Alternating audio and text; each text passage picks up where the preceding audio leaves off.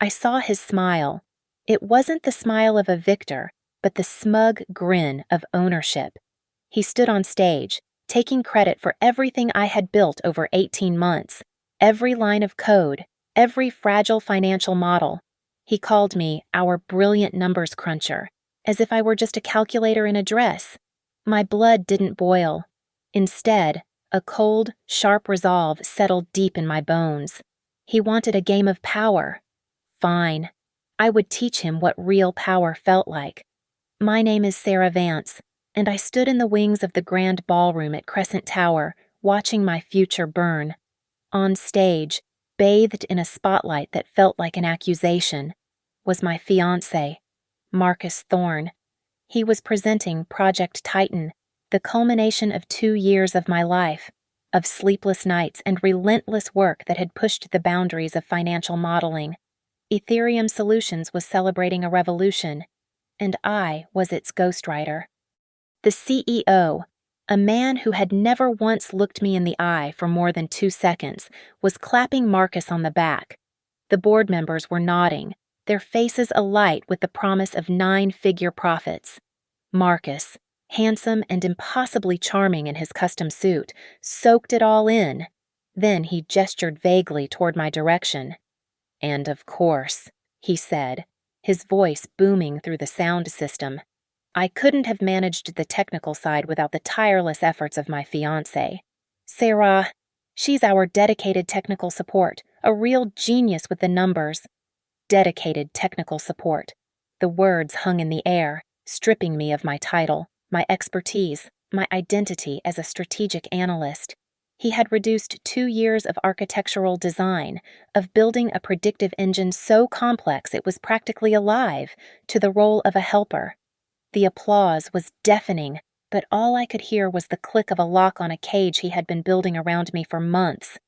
Later, during the reception, the air thick with the scent of expensive perfume and self-congratulation, the true nature of his betrayal became brutally clear. He was holding court with Julian Croft, a senior partner from a firm we desperately needed to win over. I approached them, a fixed smile on my face, ready to play the supportive fiancé.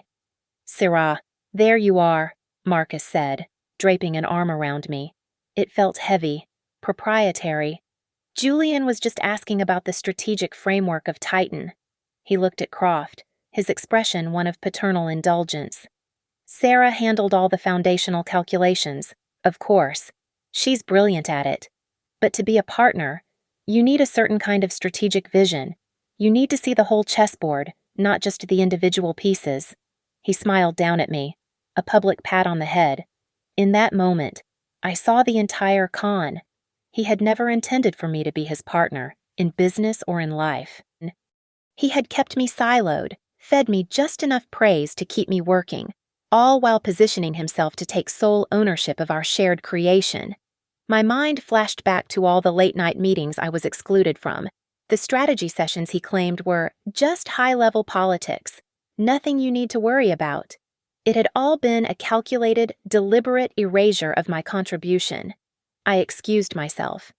A few minutes later, he found me by the floor-to-ceiling windows overlooking the glittering Chicago skyline. The party was a muted roar behind him. "Is there a problem?" he asked, his tone impatient. "You called me technical support. Marcus. You told a potential partner I lacked strategic vision." He sighed, a sound of pure exasperation, as if I were a child throwing a tantrum. He stepped closer, his voice dropping to a low, chilling whisper meant only for me. "You were the bridge to get me here. Sarah, don't mistake your position." There was no flicker of remorse in his eyes. Only cold, hard ambition. The shock I expected to feel never came. Instead, a profound and terrifying clarity washed over me. I wasn't hurt. I was armed. Tears were a luxury I couldn't afford. A fight was a waste of energy. What I felt was the quiet, calm certainty of a decision being made. He would not just fail. He would be dismantled, piece by piece, using the very tools I had built. I turned and walked away without another word. I collected my coat and stepped out of the gleaming, sterile lobby of Crescent Tower and into the raw Chicago night. A sudden downpour was lashing the streets, the icy rain soaking through my silk dress in seconds, but I barely felt it. I pulled out my phone, my fingers moving with purpose. I scrolled to a name I hadn't needed in years and pressed call. "Ilara Reed's office." "It's Sarah Vance," I said, my voice steady against the howling wind. "Tell her I need an appointment. First thing tomorrow morning. It's urgent." Oh, I hung up and got into my car, the engine humming to life. On the passenger seat was my briefcase. I opened it and pushed aside a stack of files. Underneath was a small, matte black external hard drive. It was encrypted, air-gapped, and utterly untraceable. It contained the original, unadulterated source code for Project Titan. It also contained 3 alternate versions of the model, each one exponentially more powerful and efficient than the one Marcus had just presented as his masterpiece. He thought he had stolen my work. He had no idea he'd only taken the decoy. The next morning, I initiated a strategic withdrawal. It's a business term for pulling resources out of a failing market to cut losses and reallocate assets. In this case, the failing market was my life with Marcus. There was no room for emotion, only execution. The first asset to be reallocated was me. Before he even woke up, I was on the phone with the leasing agent for the condo we were supposed to move into next month. I cited a sudden and unforeseen change in partnership dynamics and terminated the application. I forfeited the $2,000 deposit without a second thought. It was a small price for freedom. Then, while he was in the shower, humming off key, I packed. Not clothes, not memories. I packed value, my personal financial records, the award I won in graduate school, my grandfather's watch, and the encrypted hard drive. I moved them to a small, prepaid storage unit in a suburb he'd never heard of. The wedding planning came next. I opened my laptop and composed a single, sterile email, BCCing the caterer, the florist, and the venue.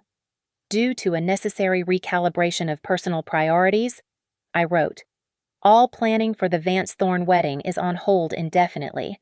I will be in contact should the project timeline be reinstated." Project timeline. I was liquidating my future and framing it as a postponed product launch. At the office, the shift was subtle but absolute. I arrived at 9 a.m. sharp and left at 5 p.m. on the dot. When Marcus sent a frantic instant message at 6:30 that evening asking for a quick data pull for a follow-up meeting, I ignored it. He called my cell. I let it go to voicemail. He texted, "Where are you? Need that analysis ASAP." I waited until the next morning at 9:01 to reply via my work email. "Good morning, Marcus. Per standard company policy, requests for data analysis require a formal ticket submission with a minimum 24-hour turnaround. Please let me know if you would like me to initiate that process. Best, Sarah." He stormed over to my desk an hour later, his face a mask of disbelief. "What was that joke?" "I'm merely adhering to official protocol," I said, not looking up from my screen. "It ensures all work is properly tracked and prioritized." He scoffed, assuming it was a petty, temporary snit. He was too consumed by the glow of his newfound success to see the ground crumbling beneath his feet. He saw a pouting fiancé, not a strategist executing a hostile exit. This ignorance was his critical weakness, and I would exploit it. That evening, I bought a new, leather-bound journal. It was not for feelings. It was a logbook. I documented everything with the dispassionate precision of a lab technician. Date, time, incident, verbatim quotes, his condescending remarks in meetings, the emails where he took credit for my work, the 12 phone calls I ignored, the passive-aggressive comments about my newfound work-life balance. It was data, and I was building a case for divorce. Yes, but also a case for a different kind of settlement. My next move was to activate a dormant asset. I sent a single-line email to an old contact from my university days, a man who now ran a boutique venture capital firm called Gallia Capital. "Ethan," I wrote, I have a proprietary alpha model with a 95% predictive accuracy. Are you interested in a new portfolio acquisition? He responded in less than 10 minutes, always. I knew I couldn't sue Marcus for intellectual property. Ethereum's employment contract was an iron cage, but I didn't need to sue him for what he had. I was going to make it obsolete, and that was possible because of a secret I had buried deep in the architecture of Project Titan. Months ago, during the final stress tests, I had discovered a critical vulnerability, a potential feedback loop in the algorithm that could cause catastrophic miscalculations under specific volatile market conditions. I presented it to Marcus. He told me to ignore it, calling it a one-in-a-million edge case that would delay the launch. So I didn't fix it. Instead, I built a bypass around it, a hidden kill switch that only I knew how to activate. But more importantly, I used the flaw as a blueprint. I learned from it. The version of Titan on my encrypted hard drive, the real version, was not only immune to that flaw, it was designed to exploit it. It could predict the flaw in other systems and leverage their inevitable collapse. Marcus thought he had stolen a golden goose. He had no idea the egg was designed to shatter, and I was the only one who knew exactly when. Alara Reed was not a woman who wasted time on pleasantries. Her office was a testament to brutal efficiency, all sharp angles, chrome, and smoked glass, overlooking the Chicago River from 40 floors up. She listened intently as I laid out the timeline, her fingers steepled, her eyes missing nothing. "The intellectual property angle is messy," she said when I finished, her voice as crisp as the starched collar of her shirt. "Ethereum's lawyers will bury you in discovery, and Marcus will paint you as the scorned woman trying to sabotage his success. We can't prove he stole it if your name was never officially on the project charter." "I have no intention of suing him for Project Titan," I stated calmly. "Titan is already obsolete." Alara raised a perfectly sculpted eyebrow. "Go on." "I'm developing a new platform. Let's call it Project Optimization. It's based on the original, superior architecture of Titan, the one that exists only on a drive in my possession. While he's busy selling a flawed prototype, I'll be launching the finished product." A slow smile spread across her face. "I see. So the divorce isn't about getting your half of the condo. It's about leverage. It's about applying pressure to his professional reputation at a strategically critical moment." I corrected. "He's the new golden boy of Ethereum. A messy, contentious divorce, complete with discovery requests for his financial records, will tarnish that image. It will make the board nervous." "And what happens when he gets nervous?" she asked, leaning forward. "He makes mistakes," I replied. The next day, I finalized the deal with Gallia Capital. The terms were aggressive. They would provide all the necessary seed funding, secure server infrastructure, and a legal firewall in exchange for 40% equity in the new company.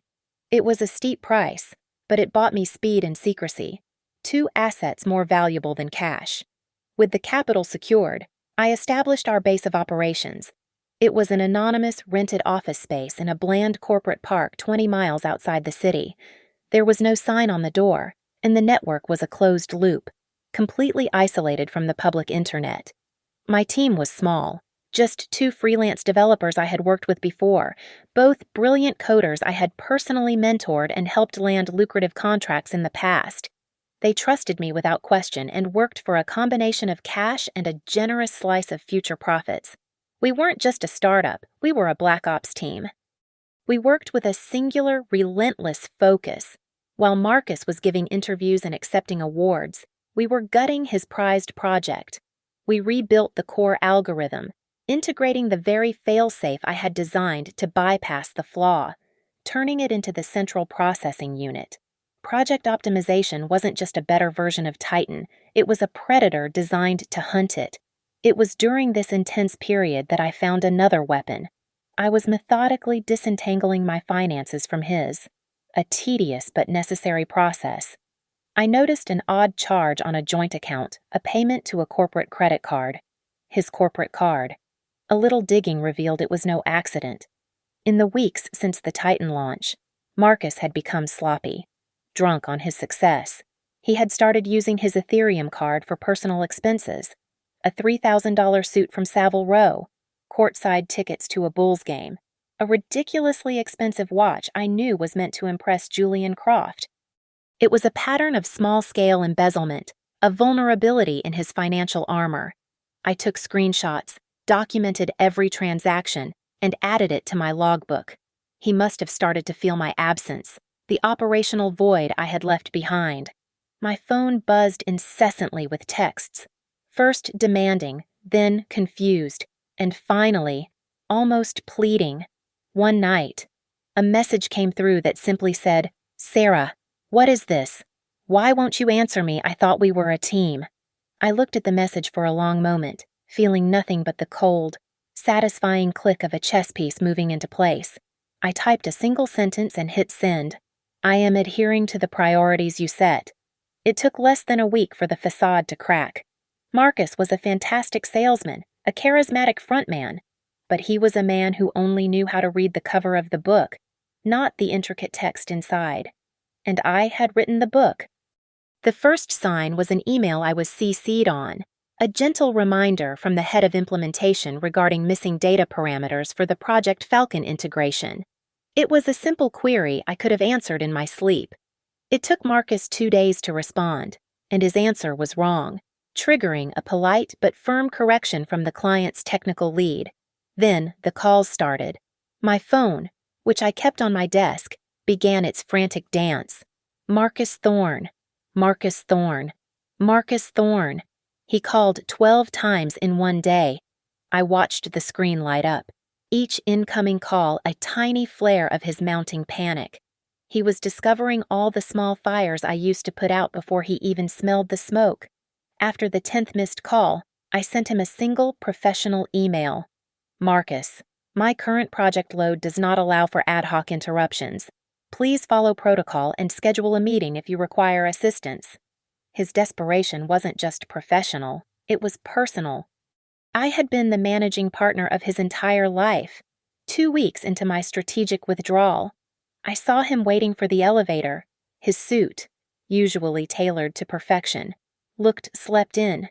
His hair was flat, his eyes were bloodshot, and he had the distinct look of a man who had just realized he didn't know his dry cleaner's address and that groceries didn't magically appear in the refrigerator. He was the toast of Ethereum, the new visionary, and he was subsisting on vending machine coffee and stale granola bars. The real blow, however, came from outside the building. My new partners at Gallia Capital were surgical. A carefully worded article appeared in a niche but highly respected financial journal. It didn't name Ethereum, but it methodically questioned the stability of new generation financial models that looked suspiciously identical to Titan. It raised hypothetical, highly technical questions about the model's sustainability questions that I, of course, had supplied. The article found its way to Ethereum's largest client. Suddenly, they were expressing skepticism about the Titan integration. They wanted a full review, a deep dive into the algorithmic assumptions. They wanted Marcus to explain the math I had written. This sent him into a full-blown tailspin, and he did exactly what I predicted he tried to toggle from tyrant to lover. A text message lit up my phone. "Sarah, I know you're angry. I've been under a lot of pressure. I've been an idiot. Let me make it up to you. Dinner tonight, 9 p.m. Our old place. I have something for you." I felt a cold flicker of amusement. He thought this was a lover's quarrel. He thought my fury, my strategic pivot, was just a tantrum that could be soothed with an expensive meal. A quick check of the joint credit card we still hadn't closed confirmed it a massive charge from a high-end jeweler. He was trying to fix a structural collapse with a diamond necklace. I didn't reply to his text. Instead, I made a call. "Ilara, he has the big partner meeting with the Project Falcon team tomorrow at 4 p.m. To save the deal, I want it done then." The next day, Marcus was in the main lobby of Crescent Tower, adjusting his cuffs, clearly trying to rally his diminishing confidence for the meeting that would decide his fate. At exactly 3:45 p.m., as the client partners were stepping out of the elevator, a process server stepped in front of him. "Mr. Thorne, The man handed him a thick legal envelope. Marcus tore it open, his face draining of all color as he read the first page, Petition for Dissolution of Marriage. He looked up, stunned, just in time to make eye contact with the baffled clients. His call came an hour later. I picked up. "You bitch," he screamed, his voice raw. "You think you can destroy me? You signed a non-compete. You signed an NDA. I will sue you for breach of contract. I will sue you for stealing internal data. I will drag you through the mud until you have nothing left." I held the phone, listening to the hollow echo of his threats. He was accusing me of stealing the very thing he had taken from me, threatening me with rules he had already broken. The sheer, desperate irony of it was almost funny. I let the silence stretch out, letting him burn himself out. Then, I laughed. It was not a warm sound. It was cold, sharp, and full of absolute control. And I hung up. Ethan Varga did not operate from a conventional office. We met in the library of an old private club, a room paneled in dark wood and smelling of leather and history. He was a man in his late 40s, sharp and still, with an unnerving ability to listen that made you feel like he was cataloging your every word for future use. "Project optimization is impressive," he began, closing the tablet on which he'd been reviewing my progress. "The architecture is clean. The predictive power is, frankly, astounding. It will bleed tight and dry within 2 quarters, but I have a question. Sarah, is your goal to build a successful competitor, or is it to make Marcus Thorne and Ethereum Solutions pay?" "The 2 goals are not mutually exclusive," I replied, my voice even. He smiled, a thin, knowing expression. "Perhaps, but one is a business plan, the other is a vendetta. I find vendettas, when properly funded, often yield a higher return on investment." He leaned back, steepling his fingers. "I didn't agree to fund you just because your model is brilliant. I funded you because I have a history with Ethereum's CEO, Jonathan Finch, 15 years ago. Finch used a dirty backroom deal to push my first company into bankruptcy. I've been waiting for a chance to settle that account ever since." This was new information. My personal war was a single battle in his much longer campaign. "So you want to destroy Ethereum," I stated. "Not destroy it," Ethan corrected softly. "I want to own it. Competing is slow. It gives them time to react, to pivot. I propose a more aggressive strategy, a hostile takeover." The scale of his ambition was breathtaking. I had planned to ruin Marcus. Ethan was planning to conquer a kingdom. "Ethereum is a publicly traded company. A takeover would be incredibly expensive and complex." "Not if the company is already bleeding," he countered. "Not if its largest project is about to implode, taking its most valuable client contract with it." He was talking about Project Falcon. "You mentioned they were having implementation issues. How severe are they?" Suddenly, the pieces clicked into place. The client's skepticism, Marcus's panic, the frantic need for data he couldn't produce. "The Falcon contract has a 90-day integration clause," I said, thinking aloud. "There are massive, escalating financial penalties for every day they are late past that deadline. We are on day 62. Marcus can't get Titan to interface with their logistics network because he doesn't understand the back-end reconciliation protocols. I do, because I wrote them." Ethan's smile widened. "So Ethereum is on the hook for millions in penalties. Their biggest new client is about to walk, and their stock will plummet the moment that news becomes public.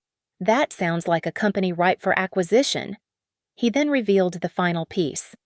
"And as it happens, Gallia Capital holds a small, overlooked portion of Ethereum's corporate debt, which we acquired last year.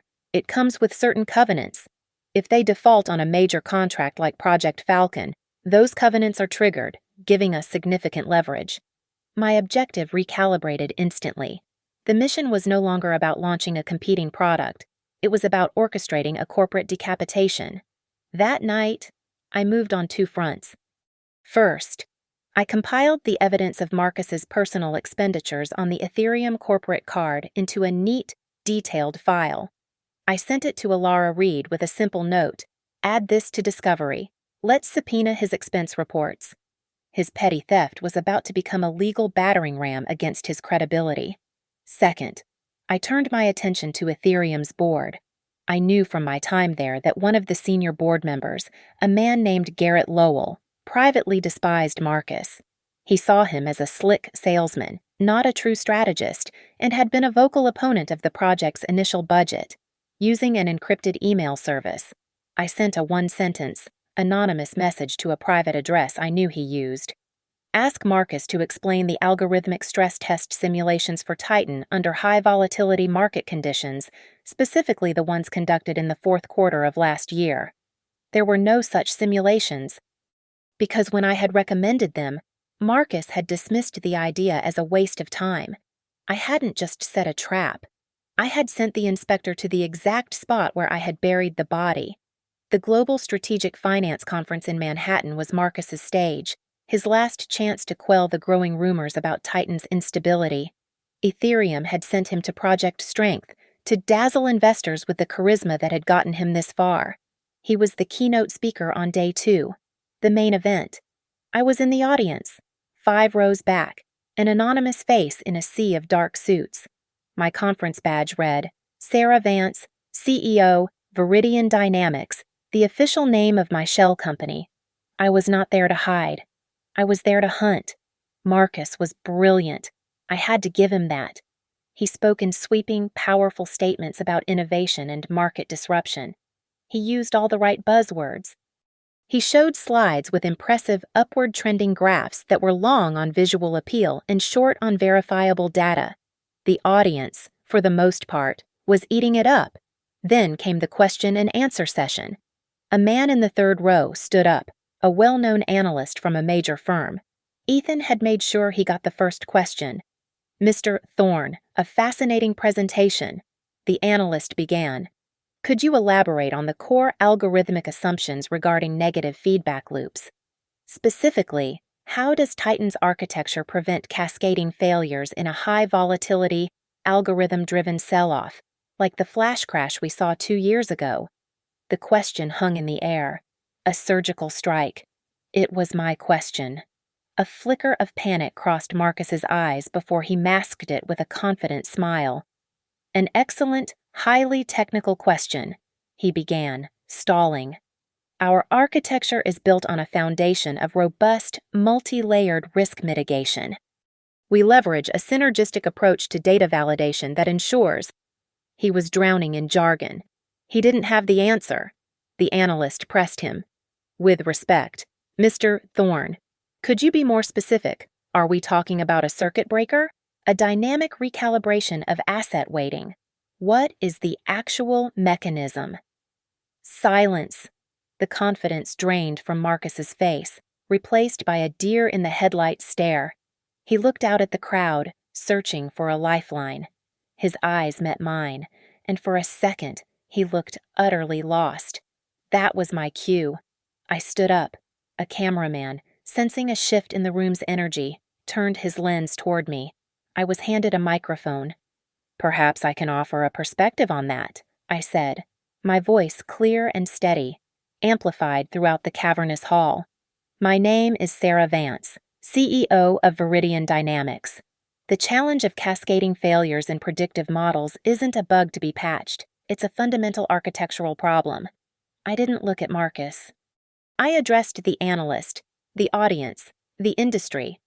Models like the one just described often rely on historical data, which makes them inherently vulnerable to black swan events.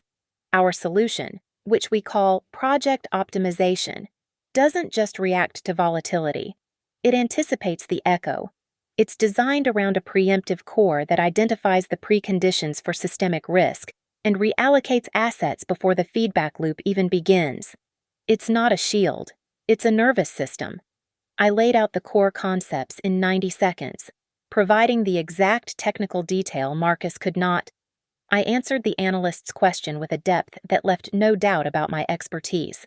I had essentially just announced to the entire financial world that Marcus Thorne's revolutionary product was a horse and buggy, and I had just invented the sports car. This is a mischaracterization of our platform, Marcus stammered, trying to regain control. Ms. Vance is a former junior analyst at my company, and I turned to him then, my gaze cutting. Excuse me, I said, my voice dropping but losing none of its authority. This is a session on next-generation solutions, not a debate on obsolete models. A wave of murmurs rippled through the audience. I had not only demonstrated his incompetence, I had publicly dismissed him. The moderator, sensing blood in the water, moved to the next question, but the damage was done. Marcus had been exposed on the biggest stage in his industry. As soon as the session ended, a man intercepted me before I could take 2 steps. He was a senior partner at one of the largest investment banks on Wall Street. He ignored Marcus completely. Ms. Vance, he said, handing me his card. That was the most compelling thing I've heard in 5 years. We need to talk. Across the aisle, I saw Marcus shove his papers into his briefcase, his hands trembling with rage. He turned and practically ran from the ballroom. I watched him go, a sense of cold satisfaction settling over me. He wasn't walking to the exit. He was walking toward his phone to make 2 panicked calls, one to his lawyer and one to the CEO of the company I was about to own. The fallout from the Manhattan conference was swift and brutal. My anonymous tip to Garrett Lowell had been a spark. My public performance was a gallon of gasoline. The board of Ethereum, facing a storm of calls from anxious investors and a furious Project Falcon client, moved into damage control. They didn't call it an investigation. They called it an emergency internal audit of Project Titan. But the target was clear. Marcus was no longer the golden boy. He was the primary liability.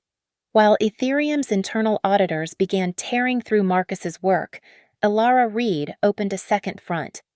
Armed with the evidence of his creative corporate card usage, she filed a motion in our divorce proceedings to depose him under oath regarding his financial conduct during our engagement. She argued that his misuse of company funds was a form of financial infidelity that directly impacted our shared marital assets. It was a brilliant, vicious move. His professional crisis was now inextricably linked to his personal one. He was being squeezed from both sides, and the walls were closing in. That's when his emails started. The threats were gone, replaced by a pathetic, desperate pleading. They would arrive late at night, long, rambling blocks of text filled with self-pity and revisionist history. "Sarah, I know I messed up," one began. The pressure was immense. Finch, the board, everyone was looking at me. I got carried away. I never meant to sideline you. You were always my partner, my secret weapon. Can't we talk? Just talk, I miss you. This isn't us. He wrote about the future we had planned, the house we were going to buy, the life he had so casually torched. He blamed stress, ambition, the corporate culture, everything but his own calculated betrayal. He was trying to find the man I used to love and appeal to him for mercy, but that man was a ghost, and I had no mercy left to give. For days, I ignored them. Then, after a particularly long and pitiful monologue landed in my inbox at 3 a.m, I decided it was time to terminate the channel for good. I composed my reply. It was short. I do not negotiate with individuals who have committed intellectual property theft and devalued my contributions. I wrote, "All legal inquiries will be directed through my counsel. Do not contact me again." I hit send and archived the entire thread. Meanwhile, the situation at Ethereum was deteriorating rapidly. The Project Falcon integration was a disaster. The deadline had passed, and the penalty clauses had kicked in. I had written the contract myself. I knew them by heart. It was $50,000 a day for the first week, escalating to $100,000 a day for the second. Ethereum was now bleeding over $500,000 a week, all because Marcus couldn't make my system talk to theirs. As the pressure mounted, Ethan and I made our final, quiet move. We learned through a contact that a small hedge fund, which held a $30 million tranche of Ethereum's corporate debt, was facing a liquidity crisis and needed to offload assets quickly. This wasn't just any debt. It was a high-leverage bond with strict covenants tied directly to gross revenue and client retention. A default on the Project Falcon contract would put Ethereum in direct violation of those covenants. Using Viridian Dynamics as a cutout, we bought the entire bond for pennies on the dollar. The transaction was a minor blip on the market, too small for anyone at Ethereum to notice. But it meant we were no longer just a competitor. We were their creditor. We were holding the trigger, and Marcus was doing everything in his power to hand us the bullet. The summons came on a Friday afternoon. It was a formal, chillingly polite email from Jonathan Finch, CEO of Ethereum Solutions. He requested my presence at an urgent meeting on Monday morning to address serious allegations of corporate sabotage that had been brought to his attention by Marcus Thorne. It was a formal invitation to my own execution. Marcus, cornered and desperate, was trying to make me the scapegoat for his own spectacular failure. On Monday morning, I walked through the gleaming lobby of Crescent Tower. It was the first time I had been back since the night of the Titan launch, but I did not come as a former employee. I came as a queen arriving for a coronation, flanked by Alara Reed on my right and Ethan Varga on my left. We were not a delegation of the accused. We were a raiding party. We were shown into the main boardroom. Finch sat at the head of the table, flanked by his general counsel and Garrett Lowell, the board member I had tipped off, who watched me with a look of intense, unreadable calculation. "Ms. Vance," Finch began, dispensing with any pretense of courtesy. "Mr. Thorne has provided evidence that you have systematically undermined Project Titan since your departure, using proprietary information to interfere with our client relationships. How do you respond?" "I respond with the truth," I said, my voice calm. I nodded to Alara, who placed a sleek tablet on the polished table. "What you have from Marcus is a narrative. What I have is data." I began my presentation. I showed them the original project emails, complete with metadata, and then showed them the forwarded versions from Marcus's files, where he had skillfully edited out my name and contributions. I played them voicemails Marcus had left me in the early days, messages full of casual admissions like, "Just handled the board presentation. Sarah." I positioned it as my strategic vision. Easier that way. I laid out the irrefutable, chronological proof that Marcus had executed a deliberate, systematic campaign to erase me from the project he now claimed I had sabotaged. The room was silent, the air thick with the stench of Finch's dawning horror. He knew he had been conned. "This is compelling," the general counsel finally admitted, his voice tight. "We're just getting started," Alara Reed said, her tone like chipping ice. "Mr. Finch, as of last Thursday, my client's company, Viridian Dynamics, in partnership with Gallia Capital, acquired the $30 million Ethereum bond previously held by Northgate Fund. As you know, the covenants of that bond are tied to the performance of key contracts. Given that Ethereum is currently in breach of the Project Falcon agreement and hemorrhaging $100,000 a day in penalties, you are officially in default. We are now your principal creditor." Finch's face went pale. He looked from me to Ethan, finally understanding that this was not about a disgruntled ex-employee. This was a siege. "Get Thorne in here," he snarled to his assistant.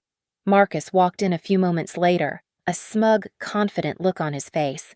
He was expecting to find me cornered, stammering out a defense. The look vanished when he saw me sitting at the boardroom table, flanked by a powerhouse lawyer and a legendary venture capitalist. He froze, his bravado evaporating, replaced by the raw, wide-eyed terror of a trapped animal. "Marcus," Finch said, his voice dangerously low. "Ms. Vance has presented some counter-evidence." "It's all lies," Marcus blurted out, his voice cracking. "She's fabricating everything. She's a vindictive ex-fiancé trying to ruin my life." I didn't say a word. I simply gave a small nod to my analyst, who was waiting by the room's main display. "One last thing," I said. "This is a screen recording I captured on my last day at Ethereum." On the massive screen, a video appeared. It was a recording of Marcus's desktop. We all watched as his cursor methodically dragged dozens of email threads, our entire collaborative history on Titan, into a folder labeled Personal Archive. It was the digital equivalent of burning evidence, irrefutable proof of his intent to hide my involvement. Garrett Lowell swore under his breath. The game was over. Finch, seeing his company about to be torn apart by a public scandal and a hostile creditor, tried to salvage the situation. "What do you want?" he asked, his eyes locked on Ethan. "We will buy back the debt. Name your price. We will pay a substantial premium." I leaned forward, answering for them both. My voice was quiet, but it filled the entire room. "I'm not interested in a premium. Jonathan, I'm not interested in cash." I looked past him, at the company I had built from the shadows, at the office that should have been mine. "My goal is not a payout," I declared. "It's control." We didn't wait for Finch to formulate a counteroffer. Within 24 hours, Viridian Dynamics, backed by the full weight of Gallia Capital, launched a formal tender offer to acquire a controlling stake in Ethereum Solutions. It was a declaration of war, broadcast across every major financial news network. The market reaction was instantaneous and savage. Our press release was a masterclass in corporate assassination, simultaneously announcing our bid while leaking the details of the internal audit, the Project Falcon contract breach, and the impending leadership crisis. Ethereum's stock, already weakened by the rumors, went into freefall.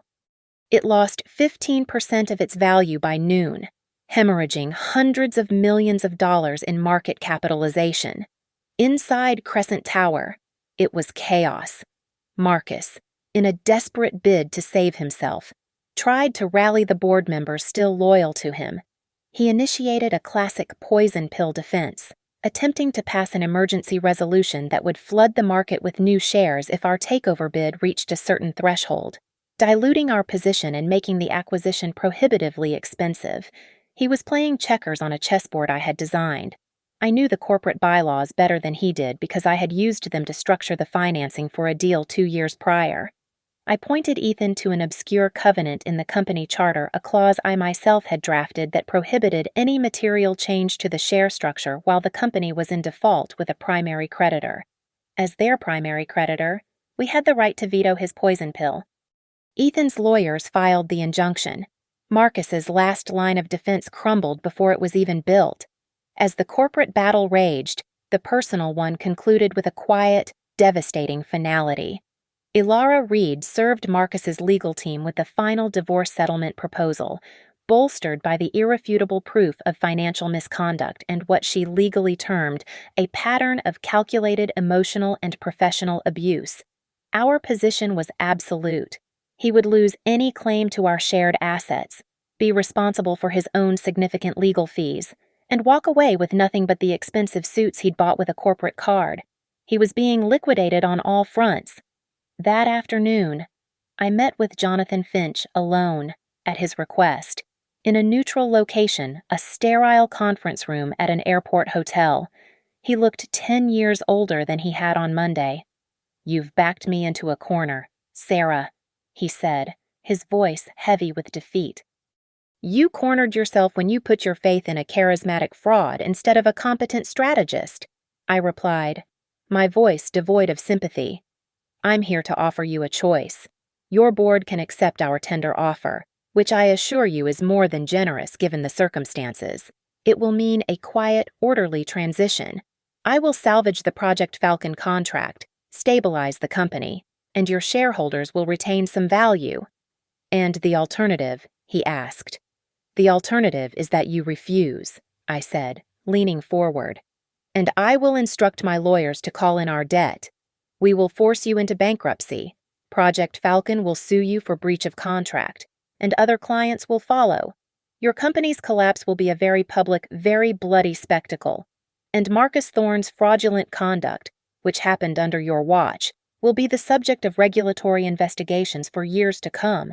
Your choice, Jonathan." He didn't need time to think. He knew he was beaten. But Marcus had one last, pathetic move to make.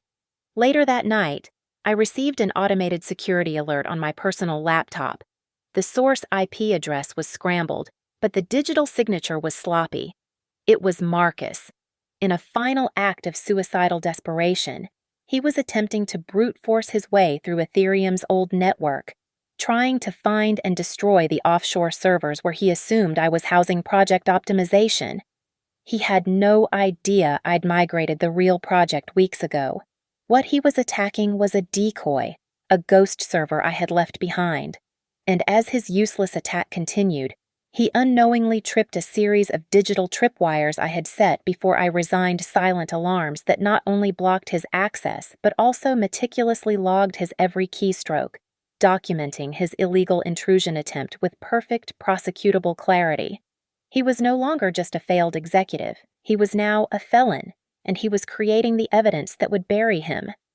The board meeting was a formality, faced with financial ruin, a massive client lawsuit, and a creditor who held a gun to their head. The vote to accept our tender offer was unanimous. Ethereum Solutions was mine. I returned to Crescent Tower a week later. I didn't enter through the employee turnstiles. I walked in, flanked by my transition team, and was met in the lobby by the remaining board members. There was no applause, just the quiet, terrified respect of a conquered territory. I didn't go to my old desk. I went to the top floor, to the sprawling corner office that overlooked Lake Michigan, and I called my first emergency meeting. Then, I summoned Marcus.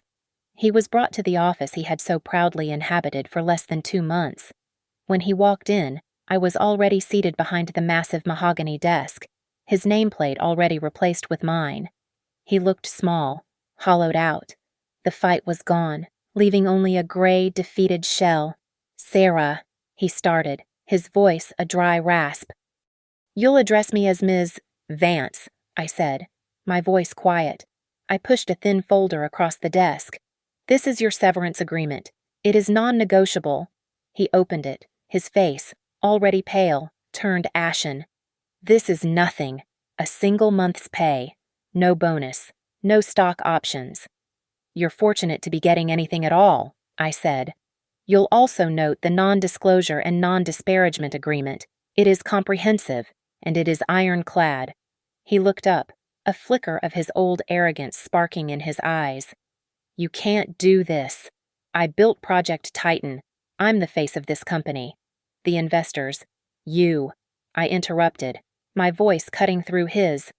"Built nothing. You were a liability." I pushed a second folder across the desk. This one was thicker.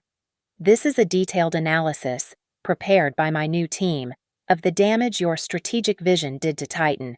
Your unauthorized code changes, your dismissal of critical stress tests. You didn't just steal the project. Marcus, you nearly broke it. You cost this company millions before you even launched." He stared at the report, his hands trembling. I stood up and walked to the window, looking down at the city. "You told me I wasn't in your league," I said, my voice calm, conversational. "You said I was just the help, a numbers cruncher who didn't understand the big picture. What now?" "Marcus, I don't just have your job. I have your company. I have your career. I have the entire legacy you tried to steal from me." I turned back to him. This was never about petty revenge. This was a repossession of stolen property.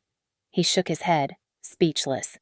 "You should know," I added, walking back to the desk, "that I am aware of every illegal act you've committed, the embezzlement on the corporate card, the payoffs to silence your critics, and, of course, the attempted network intrusion last week. The server logs are very detailed." His eyes widened in genuine terror. He finally understood. "I kept that information from the board," I said. "I kept it from the SEC. A public scandal would have hurt the employees who did nothing wrong, and it would have complicated the transition. I chose to protect them. But the evidence is secure. It is my insurance policy. So you will sign that agreement, and you will disappear.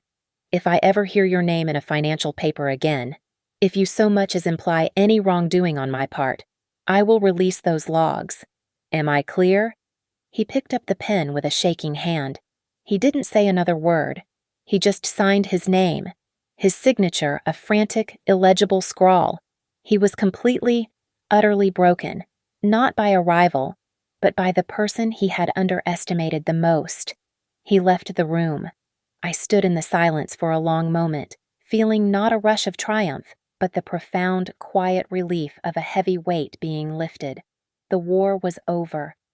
The value I had been forced to prove had finally been acknowledged by the only person who mattered me. I picked up my phone and buzzed the front desk. "This is Sarah Vance. Have the photograph of Marcus Thorne in the executive lobby removed. Immediately." I hung up, closing that chapter, and for the first time in 2 years, I began to think about what came next. Thank you so much for listening to my story. Please let me know where you're tuning in from in the comments below so we can connect, and be sure to subscribe to Lily Revenge Stories, like this video, and hit that hype button to help this story reach more people.